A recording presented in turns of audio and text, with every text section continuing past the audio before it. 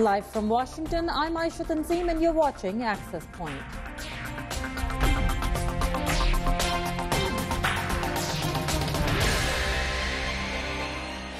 Hello and welcome.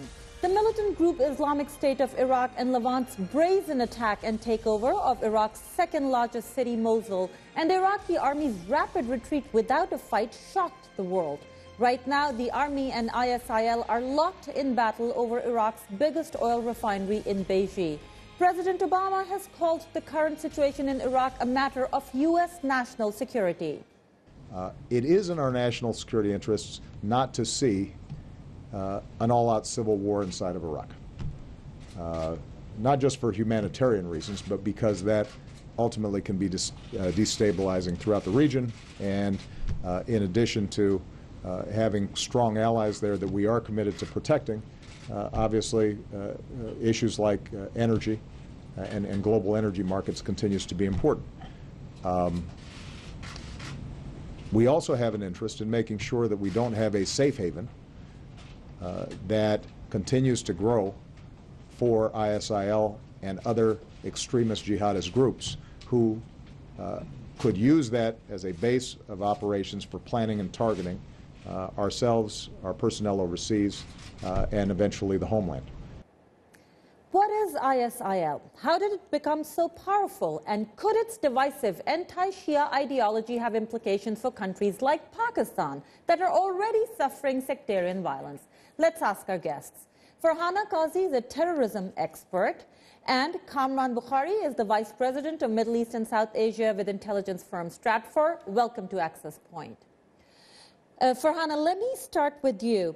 What has shocked the world and people do not understand is we are hearing that 800 to 1,500 militants attacked Mosul, which had 2 divisions of army, that's up to 30,000 soldiers.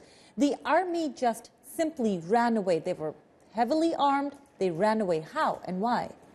Well, yeah, that's the question I think that the world community is still trying to grapple with. And in my conversations with other security and political analysts, I think the answer is very simple. And I don't want to oversimplify the answer, but you have to look at the, the political landscape to understand why the army was one, not unprepared, and also not loyal to the Maliki government.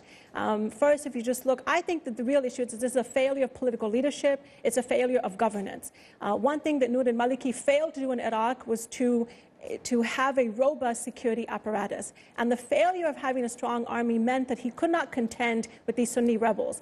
You know, the larger question, of course, that people are confused by in this chaotic situation is who is this organization? When you say failure of leadership, that's Yes. one thing. But what about he couldn't even get the army to feel nationalism, patriotism, things that usually are part of the training of any army? I mean, that's exactly the point. Maliki failed to, when the U.S. troops left, what they were able to do, our coalition forces were able to do, was build cooperation amongst the Sunni tribes, which was called the Sahwa Awakening. And Nouri al-Maliki, when he was in power, he disbanded his vice president, who was a Sunni, and then who actually then fled the country. And his greatest failure was not recognizing his own ethno-sectarian strife and conflict with the country. He was unable to create a cooperative alliance with the Sahwa Awakening, and therefore you created this very volatile situation where you alienated the Sunnis and coupled with Shia, arrogance, to put it very bluntly. Okay, so I want to come back to that, but Kamran, a very simple question. This organization, ISIL, Islamic State of Iraq and Levant, or ISIS, Islamic State of Iraq and Syria, used interchangeably. Why? What's the difference? It's a translation issue, Aisha. Levant in Arabic is Asham, and Syria is Asham. So that's why some people transliterate it as ISIL, others ISIS. Okay, so tell me something about ISIS, the background. It grew out of the Al-Qaeda in Iraq, but tell me a little bit about it. How did it evolve and how did it become so powerful? Well, its roots go back to 2003 after the overthrow of Saddam, when the founder of the group, Abu Musab al-Zarqawi, created a group called Jamaat Tawheed wal Jihad. And that group, a year or a year and a half later, declared allegiance to Al-Qaeda. Al-Qaeda recognized it, and it became Al-Qaeda in Iraq. Along the way, it made alliances with various Sunni groups and tribal elements, and ultimately, and this is after Zarqawi was killed himself in a U.S. airstrike in 2006. The group then declared itself the Islamic State of Iraq, and that meant that Al-Qaeda was the key player, but it was no longer simply Al-Qaeda, and it was much bigger. It had large portions of the Sunni tribal elements and other militants. When Syria opened up, it expanded into Syria because it had the wherewithal. In fact, it was actually operating using Syria as strategic depth for Iraq. And then it tried to merge with the Syrian branch of Al-Qaeda called Jabhat al-Nusra. There was friction there. Ultimately, Al-Qaeda leader Ayman al-Zawahiri had to intervene. He said that both you groups are separate, so ISI should remain ISI, not ISIS. And Jabhat al-Nusra is the lead, Al-Qaeda group in Syria. So two separate organizations. What was very interesting at that point in time, this was last year, is that the leader of ISIS, Abu Bakr al-Baghdadi, he basically told Zawahiri that I don't report to you, you're not my boss, and in fact, we have nothing to do with you. And I think at that point in time, it became very clear that ISIS had taken over Al-Qaeda, the central organization, and created a large turf, if you will, in Syria, including oil wells. And I think that when it hit if you will, a stalemate in Syria, that it could no longer expand, that's when it decided that it needed to go back into Iraq, where the ground had become fertile. Okay, so I want to come back to that, Kamran. Very interesting information, the relationship between Al-Qaeda and ISIS. But Farhana, before we go there, there's fighting going on around Beji. I tried up to the minute that I walked into the studio to find out who was in charge. Both sides are tweeting that they are. What is the fear that ISIS will take over Beji, which might disrupt not only Iraq's oil supplies, but the global energy markets? And then Baghdad's not far from there. And that's the great, the great apprehension that the world community has at this point, and this is why the United States is engaged in a discussion of sending 300 security advisors, is how to quell the current violence. If they were able to take over this town, again, I go back to, you've really created a situation where the population is trapped between the extremists and also dictatorship. And so it actually fuels the fire. It allows these militants then to recruit more members from within the population, those who are disenfranchised and disenchanted. If this organization is able to take over the oil well, I think that again, you're going to have to create a regional problem. You're going to have to bring in a regional solution. And so I think what we need to do is look at Noor al-Maliki. I really come back again to the political fault lines. Today, Iraq's one of the biggest Shia clerics has called for al-Maliki to resign. So do you think that may be the first step? His resignation, I'm not sure. Again, there's two sides to this. Some people would say that his resignation means that then you need to find another strong leader who would be able to take his place, especially in a time of chaos and confusion, who is going to be able to. Or the other side is that, here's a person that we have to work with. I think, quite frankly, his legitimacy, his authority, his accountability is greatly diminished. And so it behooves the world community. And when I say the world community, I'm not talking about the United States, but I also mean the regional players who are greatly affected. You have Syria, you have Lebanon, Iran, exactly. Iran is very worried at present, and there's some now dialogue between U.S. and Iran to see what kind of assistance the Iranians might provide.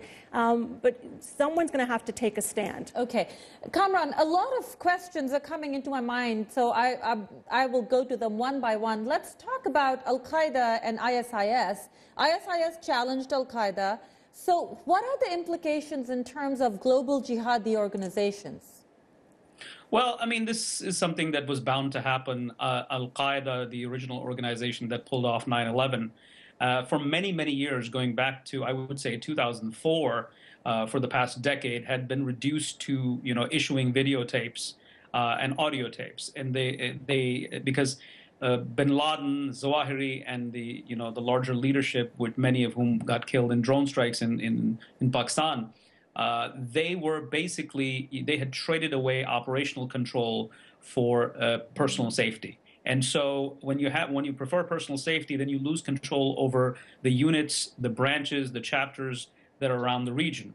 And ultimately, it's only a matter of time that a group like ISIS and even Al-Qaeda in the Arabian Peninsula in Yemen, they go on their own. They become de facto independent organizations. Now, AQAP has not defected from Al-Qaeda, not yet, but ISIS has. And this is the new face of transnational jihadism. Okay. Can I add to that? Yeah, please. Can I also make a point? I mean, I completely agree with Kamran. And I also think that what's really alarming for everyone, including the United States, is you have foreign fighters involved with ISIS. Even if you look at the recruits and the members, I was just looking at one of their videos online, and those who They're were involved. touting Western fighters. Well, absolutely, they're Western fighters, but they're also, speak perfect English. They're members from South Asia. Not to draw on the South Asian link, you have Bengalis, you have people allegedly from Pakistan and India, and that's not surprising. And so what it means is that it creates, again, just like Kamran was saying, that now this is almost, I don't want to call it the new Al-Qaeda, but this is really the new face of terror. And actually, this is like a perfect segue into Kamran, what I was going to go into next. Farhana just mentioned ISIS having all these people from South Asia. We heard previously that people were going from Pakistan to fight in Syria. Do we know anything about people fighting in Iraq, militants trained in Pakistan, any members of ISIL that might have a Pakistani connection? Over the years, there have been reports, not too many, but there have been reports that people of Pakistani background were, found in Iraq, but those were rare and few and far between. But lately, Tehreek-e-Taliban Pakistan, the main Pakistani Taliban rebel alliance, gave a statement. This was last summer that they basically claimed that they had sent people to fight in Syria alongside, their brothers, and at that point in time, they said Jabhat al-Nusra, which was the group that was and still is Al-Qaeda's branch in Syria. But having said that, I'd say that there are these loose linkages. I mean, this is a very fluid nexus. People meet, they're going to get together, and there's a lot of back and forth. So yes, there are linkages. In fact, those linkages become important when you have overlapping interests. ISIS has an interest in creating a new front for Iran, somewhere else. TTP wants to create problems for Pakistan so that the army gets distracted from, Operation Zarb-e-Azb, which is the one that's being waged in North Waziristan. And so there are overlapping interests, and the situation could become very, very interesting if, one organization, particularly, let's say, TTP, working with a group like Lashkar-e-Jhangvi, begin, attacks on Shia, in a new wave of attacks. And then, of course, working with Jaish al-Adl in Pakistani Balochistan to go and strike in eastern Iran, their Balochistan province. And that could create a scenario where Pakistan, the Pakistani army, could get just enough distracted that could provide respite for the TTP. For the terrorists. Pakistan is also, Farhana, already suffering sectarian violence. ISIS uses sectarian violence to a huge degree. They're very anti-Shia. They're more extremist than Al-Qaeda, more violent than the original Al-Qaeda of Osama bin Laden and Ayman al-Zawahiri. How would this sectarian card play in the minds of Pakistan? Do you see any psychological implications in sectarian militant organizations in Pakistan? No, I think Pakistan is, engulfed within its own kaleidoscope of militant organizations that really don't have any formal link to ISIS. I'd like to add, though, before I continue, that the other organization that really is disconcerting to me is Lashkar al-Taiba. I mean, the LET, if you look at its foreign fighters, have also drawn from Bosnia and Somalia and the Philippines and other Arab countries as well as Europeans. You look at Hizb al-Islami, Hikmat Jah's organization. So those are the kind of loose linkages that Kamran was speaking to. And I think that LET, in the same way that ISIS has regional ambitions and regional goals, LET is the same way. What used to be a very localized terrorist network has now started to expand. And again, organizations like that do draw on sectarian emotions. And so I don't think that there are any formal ties. I think that Pakistanis, I was just looking at one commentator, just a political commentator online, who said that Pakistan, after the wave of bombings in Karachi, had indicated that, look, Pakistan is such a mess, and we don't want Pakistan to follow the example of Iraq and Syria. So I think in that way, and I've just come from Pakistan, just spent about a month and a half in Pakistan, and people are concerned about events in the Middle East. I mean, Pakistan has very strong partnerships with its Middle East allies. The Arab allies have always been one of Pakistan's, I think, greatest national security strengths. But I don't think that at the local level, I mean, the sectarian landscape and the sectarian issues inside Pakistan, I don't think can be in any way mirror what's happening in Iraq and Syria today. In Iraq. Well, Kamran, when David Headley was having his trial in Chicago, he mentioned first he went to Mumbai to do the surveillance for the Mumbai attacks, and after that he was going after the Danish cartoon, the newspaper. He was doing surveillance there. So those are the kinds of linkages that you just mentioned. You expressed fear, but how strong is this fear in the eyes of the global intelligence community that there might be some convergence of interest here that's strong enough that both sides may cooperate? Frankly speaking, I think that the global intelligence community is slightly behind the curve. They play catch up when something happens. And so that, it's a reaction, and then they start to figure out what's going on. I mean, for example, in this situation in Iraq, we're so obsessed and zeroed in on ISIS, and we're not questioning that, and even now the headlines that are there and the discourse says ISIS, when in fact this is a general Sunni uprising. ISIS is exploiting it, ISIS is a critical part of it, but ISIS, even if it had 4,000 fighters, could not take the real estate from all the way from Anbar to Ninawa, Mosul, Salahuddin, and be threatening the Baiji refinery. This is a general Sunni uprising, and this is the kind of nuance and rigor and granularity that is missed by not just your analysts or the media. It's even government intelligence agencies. And this won't be the first time and won't be the last time. I mean, Farhana just mentioned LET. LET is such a complex entity that the old organization has morphed into sort of this social, political, economic network and a financial empire that's being run by Hafiz Saeed, who's become a quote-unquote civil society actor. Yes. But there are lots of other LET people who have broken off from the core group, joined these networks, people like David Headley, people like Zakir Rahman Lakhvi, and the people who pulled off Mumbai. And not only that, this fragmentation has happened in the Pakistani security establishment, that people who used to be old handlers of these groups have gone rogue. So you have rogue intelligence operatives, fragmented network of jihadists running amok, and unfortunately the intelligence community discourse and operations is not where it should be. Okay, so let's add another element to it. Iran has said we will safeguard the Shiite holy sites in Iraq. What does that mean? Could it possibly mean Irani boots on the ground, Farhana? And if that happens, what kind of complexity does that bring to the situation? Well, if you look at Iran's cooperation, or cooperation is a loose term, a diplomatic term, but Iran has always trained and armed its own interest groups, whether it be Hezbollah or other organizations such as that. And so I doubt that the Iranians will send in their own military force inside Iraq. I think that would create a far greater political situation. And I'm not sure that the Iranians want to be involved at that level. But can the Iranians arm its own rebel organization? Absolutely. I mean, the Iranians, I think what makes this situation so difficult is everyone's going to take sides. So while the Iranians are trying to figure out who they're going to support on the ground, and I'm sure that they have their interests. I mean, they'll probably support some kind of organization. The United States is having the same discussion.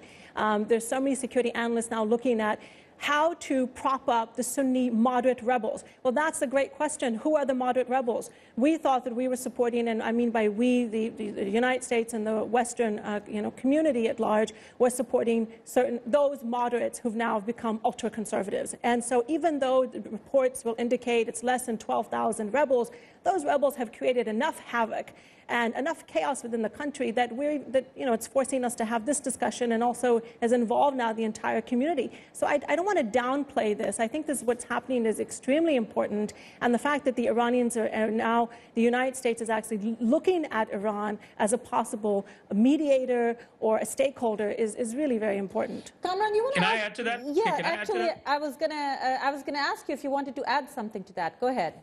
Yeah, I mean, Farhana is absolutely right. And I'd just add that this wouldn't be the first time that the United States and Iran collaborated in such a way.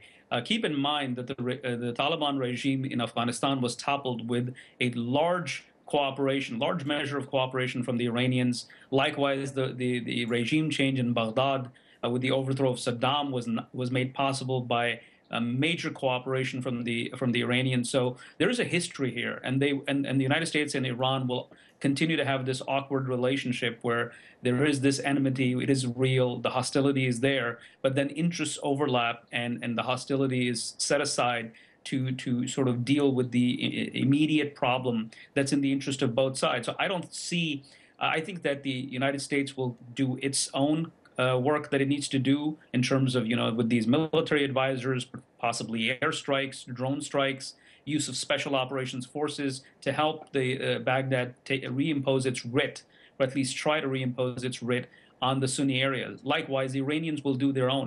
Farhana touched on this, the Iranians for the past 10, 11 years have had a very massive, if you will, footprint, both in military and intelligence terms in Iraq. There are militias already there, and it's all about just getting them together. So the Iranians have a head start on this, and the Iranians will do their stuff, and the United States will do its stuff. There will be behind-the-scenes coordination and cooperation, but to people looking from the outside, it'll appear as if there is no connection. They're just going about their own merry way. And can I add to that? Yeah, I think that, Kamran, I appreciate that you said that, and I think that's part of the problem, that not having a large footprint in the region now is part of it. It really makes others. With the U.S., you mean? Yeah, with the United States not having a strong policy, that some people would think that there is no clear policy at all, and so it's kind of. I mean, for example, some have said that there should have been drone strikes against the militants, ISIS. Why hasn't that taken place? Who are we really propping up? Who are we supporting? I mean, there's been a great deal of criticism against this administration for that. And President Obama yesterday addressed the nation on his Iraq policy, very extensive. Let me just note a couple of points that he mentioned. He said there will be no boots on the ground. We are not going back. America's not going to invade Iraq again. There'll be up to 300 military advisors that'll go and train Iraqi forces. There may be targeted strikes. So he mentioned targeted strikes. That could be drones. That could be, firefight jets. And he said that he will use diplomacy, building partnerships in the region. He even mentioned Iran. But there's Saudi Arabia there, there's Jordan, there's Turkey, the Kurds are there. Oh, by the way, the Kurds, which we almost forgot. Kamran, where do the Kurds come in all of this? Well, this is actually a time of great opportunity for the Kurds, because the Kurds, in the lead up to this conflict that's taking place between the Sunnis and Baghdad, the Kurds were having their own feud with Baghdad over the right to export oil from their region, and it was getting pretty ugly. The whole sectarian situation was polarized. So was the ethnic between Erbil, the capital of the Kurds, and Baghdad. And so right now, the Kurds are angling. They know they can't get independence. That's sort of one of those media frenzies that we hear often, that the Kurds may go independent. That's not going to happen. Turkey won't allow it. Iran won't allow it. The U.S. won't allow it. So what are the Kurds going to do? They're basically going to use this opportunity to tell the Shiites in Baghdad, look, you guys need us. And you know what? You don't have the strength to deal with this. We're more closer to the Sunni areas. What if we controlled or played a major role in controlling Nanawa, Kirkuk, Diyala, the disputed provinces up north just south of the KRG, which is the Kurdistan regional government? And so they're going to use this. For them, this is a time to really play hardball and bring all their cards to bear so that they can gain maximum concessions from Baghdad. Yeah. Okay, Farhana, Kamran touched on it earlier, which is that it's a Sunni uprising. 4,000 militants aren't going to control so much of Iraq and Shia. Some people are saying that right now they're old Baathists joining hands with ISIS because their interests are converging. How far do you see these alliances go? Well, I think right now that we're just, these alliances are still forming. And so what I think, even though ISIS, this organization has been able to take over certain towns, and that's been, you know, part of our frustration is that we did not expect this. This is a very unpredictable situation.